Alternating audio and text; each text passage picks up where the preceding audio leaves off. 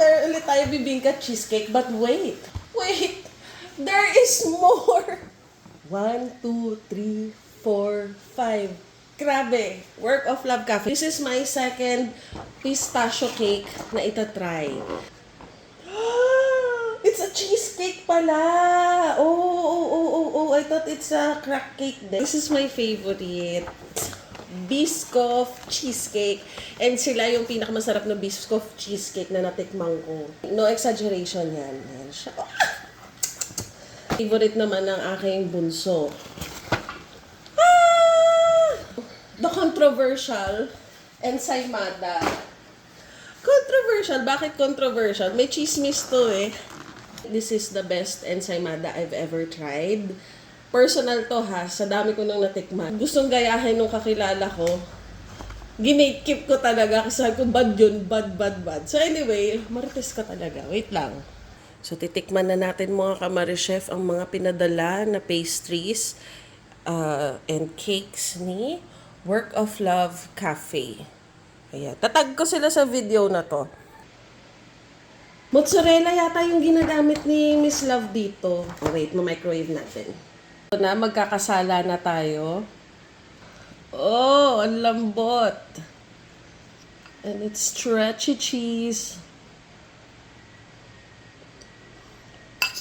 Ang sarap na talaga. The sinful salty.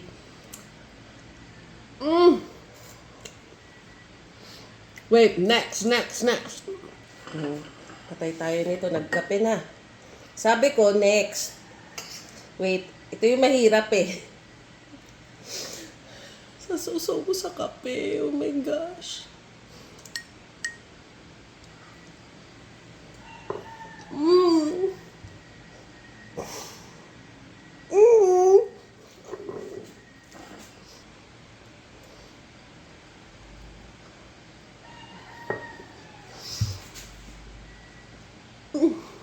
Next unboxing. Ito na. Uy, malutong. I cannot get a lot. I need to get small lang. Kakaiba siya sa loob. And ang dami niyang pistachio na butil-butil. So, para sa mga hindi nakakaalam, magaling mag-cheesecake si Miss Love. Ano siya? She has a lot of types ng mga cheesecake. So, the cheesecake base is really good. The crust is really delicious. Masarap. Imagine niyo yung lasa ng pistachio, tapos maasim yung cheesecake. Lasa mo yung cream cheese niya. It's different. Ganache ba to? Ah, okay. I was expecting something else. Ngayon ako nakatikim ng cheesecake na may pistachio spread or ano yan, pistachio cream. Bagay siya. Ang daming nangyayari. Goods din to. Yes. This will pass. It's kakaiba. Next! Ito. Meron siyang muscovado sa ibabaw, may coconut shavings. Cheesecake itself is unique. The banana leaf gives it native flavor, local flavor. Kasi hindi maintindihan ng iba. Yung bibingka cheesecake ng Work of Love Cafe, nasa 7 yung lasa niya. So you have a very strong gata flavor. You have the saltiness of the salted egg.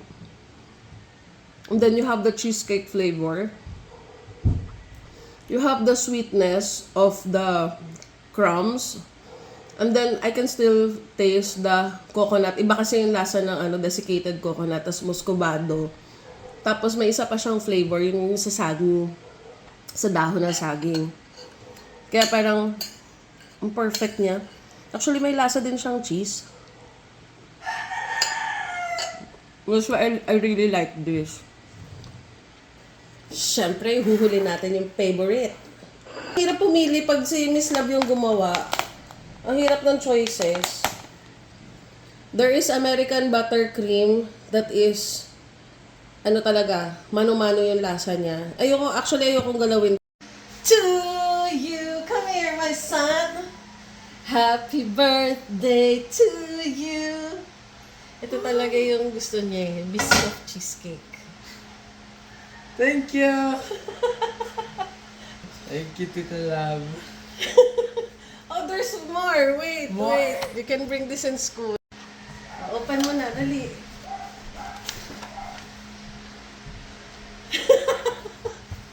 Cookies! I told you that's his favorite. Yay! Masarap ang cookies sa Work of Love Cafe. You bring that, you share with your classmates. In-order ko eh, kasi nga, alam ko nga favorite mo.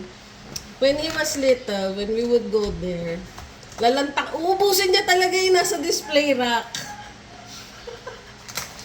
Dali. Smile! Say again, thank you ulit. Thank you! Thank you, Tita Love. So, itutuloy na natin yung vlog ng this one, the biscuit cheesecake. Na talaga tong kapintasan mga Kamarichef. Marami na ako na-try na biscuit cheesecake. And masasabi ko ito yung the best talaga. As in. Hindi nag-exage. Kasi iba yung ito wait. Sorry.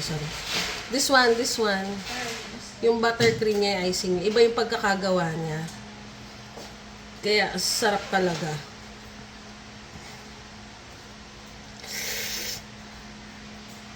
Small slice lang kasi diet tayo mga Kamarichef. Ano siya?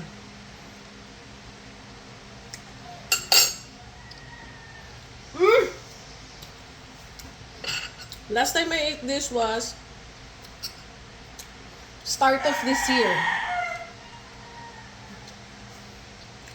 Iba talaga. Sarap talaga. Iba. You want to have some?